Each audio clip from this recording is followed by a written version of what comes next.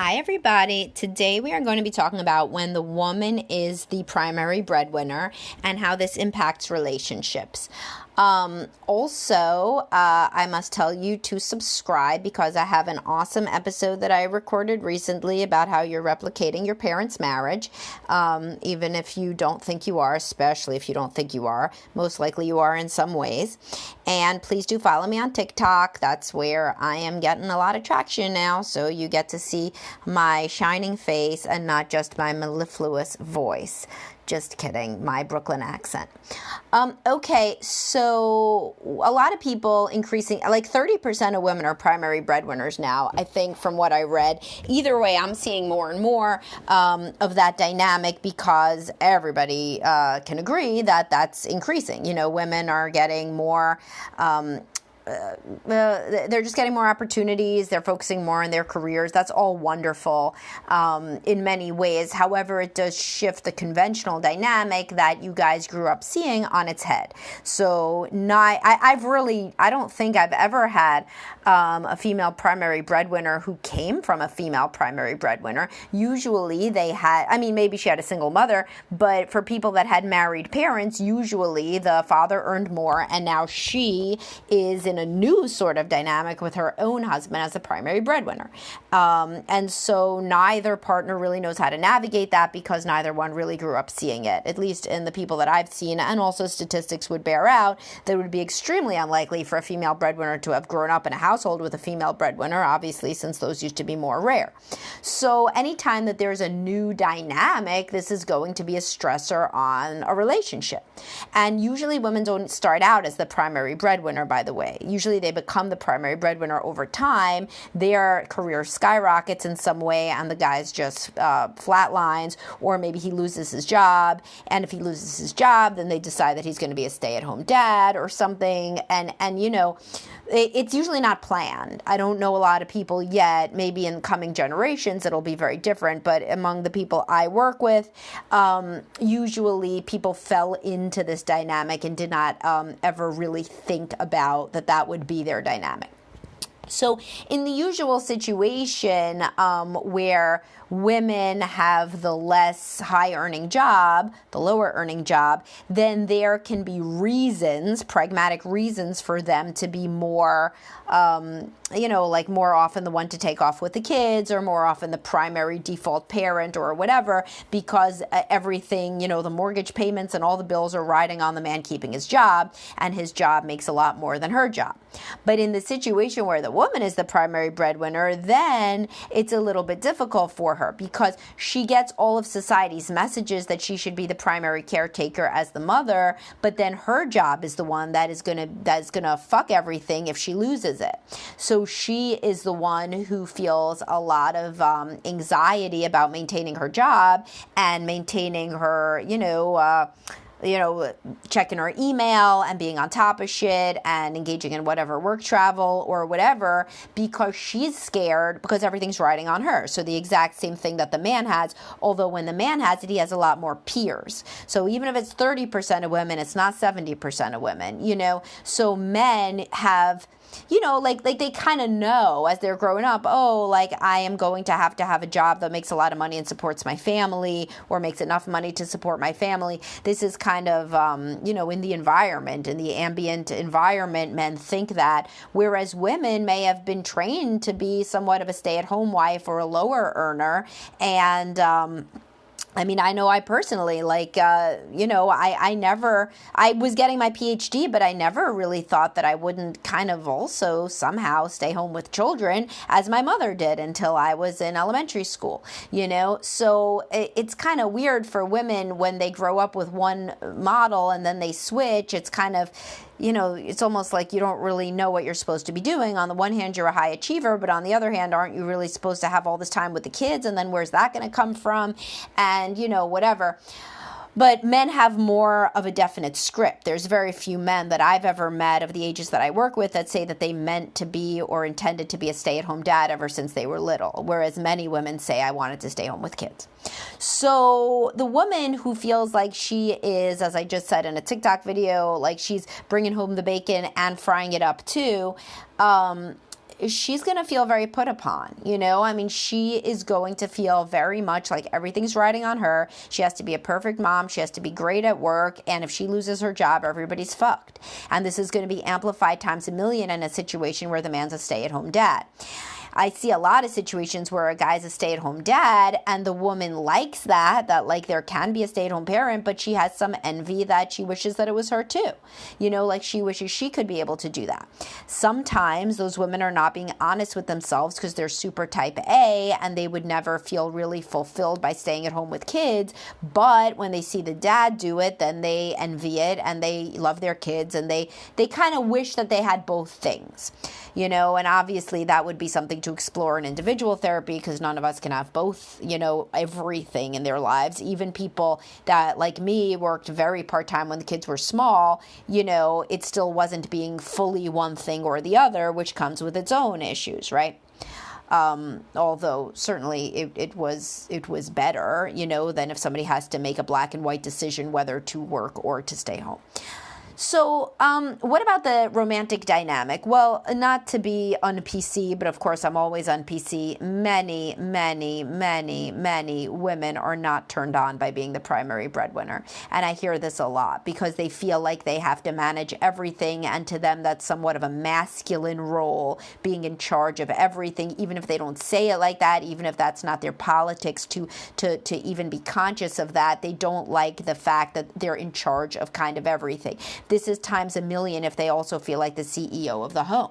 So if they feel like on top of being the one to work, they're also the one to do everything around the house, then they really feel like the man is superfluous and why are they even married? And that's the damn truth. And I'll tell you, many men would feel the same. In that situation, if you were out, many of you may be in this situation because many men who have women who struggle with depression, wives who struggle with depression, the woman doesn't really do much at home or chronic pain or anything. So you're working, then you're coming home and doing everything. And then if you're not also having sex, then many men are like, why am I married? And that's just like a normal kind of way to think. So it wouldn't be a shock that the woman would feel like that. If you don't feel like your partner is really helping with anything, then you do start to feel like, why am I even married? So does this mean that this then can never work out and that no women that are primary breadwinners are happy? No. What it means is that the man has to figure out a way that he seems invaluable to her. And it's not going to be like maybe what his would be. Whereas if a man had a stay-at-home mom wife that also, let's say, had a housekeeper and a maid and full childcare, but she was happy to have sex with him all the time, then he would still may feel like he's living his best life. It's not going to be like that in the inverse because that's just not gender, how like the world works in terms of how women biologically feel. Like no woman is like, man, he does jack shit around the house and he also doesn't make any money, but man, the dick is good. Like, you may feel like that for a year or two in the honeymoon stage, but it ain't gonna last. So what men have to do in that situation is first think about why they may be in this situation, because there's two reasons, that a woman can be a primary breadwinner. Either she just has like super awesome career and like limitless potential, and that's great, she's super talented, and or you're performing below your potential because you may be depressed, because you may have low self-esteem, because you're the one who doesn't try to get a better job. Or maybe you just have very wildly divergent values and she wants to make endless money and you just don't. And so you're fundamentally incompatible in that way. But it needs to be interrogated why there is such a disparity in income or earning or in general kind of activity and proactivity. Because for the women where the man is really handling everything and she feels like they're a team, they don't usually have resentment or a loss of attraction. So you could be like, a woman could be a doctor and the husband could be like, let's say a lawyer, but he's in the government, right? So let's say she has a 9-to-9 job because she's always on call and he has a 9-to-5 job. Well, if in his 9-to-5 job, then he gets home and he makes dinner and he takes care of the kids and the house is well running, cool. I mean, like many women are like, wow, I couldn't do it without him and he's so awesome and whatever.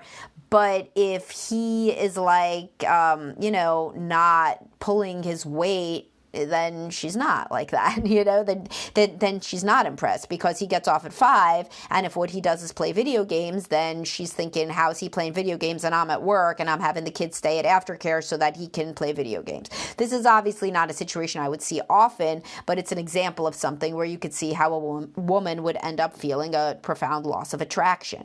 The loss of attraction is not because of the money. The loss of attraction is because of the not being proactive and not being on top of shit. Women like men who are on top of shit. They fall in love with surf instructors and snowboard instructors and I'm trying to think of other real proactive, energetic, low-paying jobs, but whatever those are, women like them. Women like men who can get shit done, so that's what you need to focus on if you're thinking about how to change the dynamic back to something where your super high earning, super successful wife respects you, because it's not because of the money. For some women it is. I mean, those usually aren't my clients. People that are super care only about money are usually not my clients because they aren't as deep, I guess. I don't know. They don't really care about the psychological component. They just care about the money. But I don't meet people like that. So the women that I talk to want the man to be proactive. They want him to be dominant in some way, including getting all the shit in the home in order, being really awesome with the kids, being really awesome with managing, everything basically that she can't manage because she's at work, So the worst is when a woman comes home from work and the guy's sitting on the couch.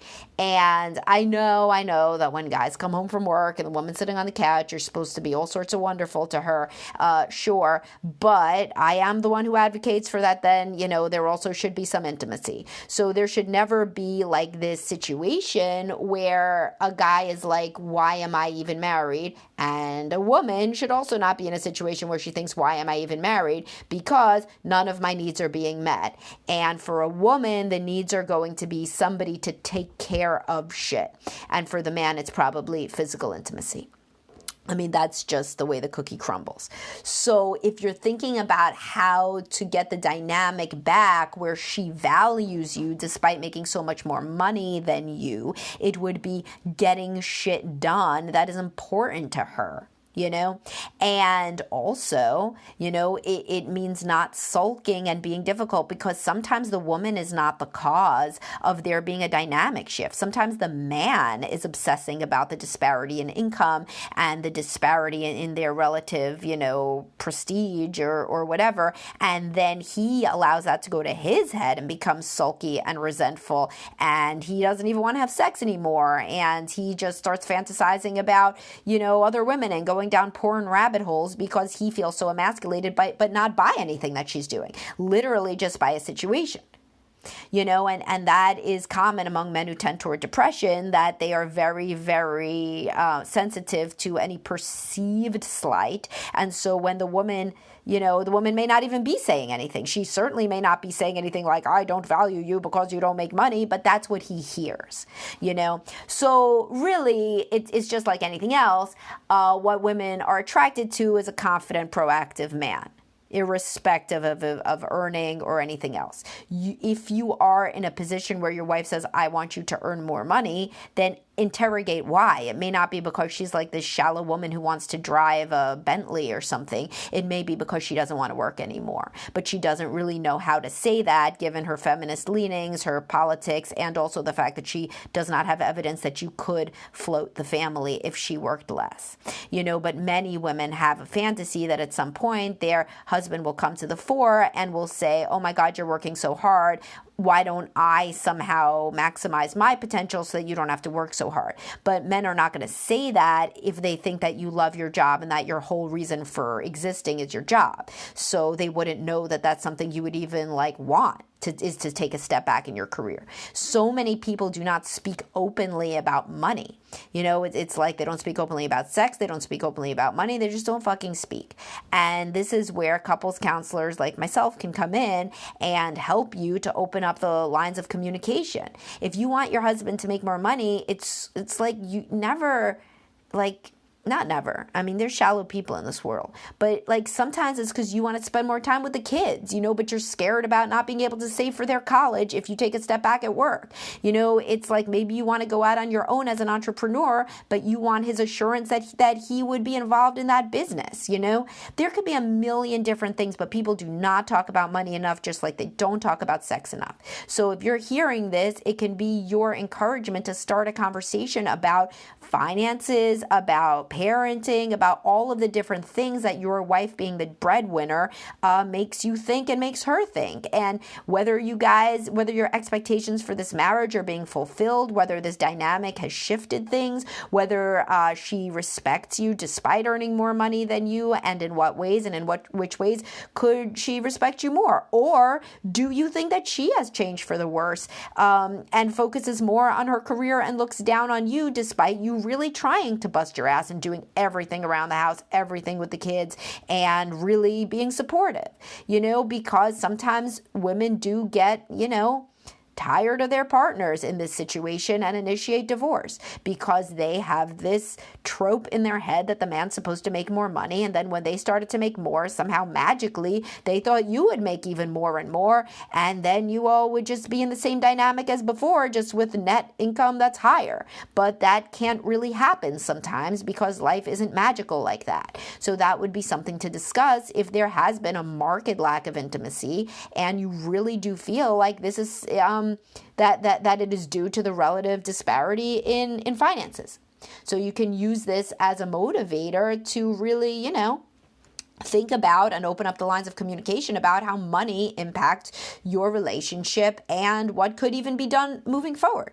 There's a lot of women that tell me a lot of ideas for their lower earning husbands, but then don't say them to the husband because they don't want to hurt his ego. And as I always say, doesn't it hurt his ego when you won't have sex with him? That's the biggest ego hurt. So, they'll be like, well, I don't understand why we can't, start, with rental properties, or I don't understand why he doesn't just freelance also, or moonlight as this or that. And I'm like, do you tell him that? And they're like, no, because I don't want to hurt his feelings. Well, when's the last time you had sex with him? What year is it? Well, shit, man. I mean, you should be telling him some of this stuff because you've completely lost your attraction to him. And obviously, you think that there are things that could help. But you're just not saying it to him because you don't want to hurt his feelings. This is like that hygiene thing where women won't tell their husband to go take a shower, but then they just won't have sex with him for months because he smells bad. What are you winning? Nothing. His ego isn't doing too great because you're not sleeping with him. So anyway, take that for what it's worth. I hope that you guys found this to be interesting, and I hope that you use it to open up lines of communication. And I will talk to y'all soon. Follow me on TikTok. Bye-bye.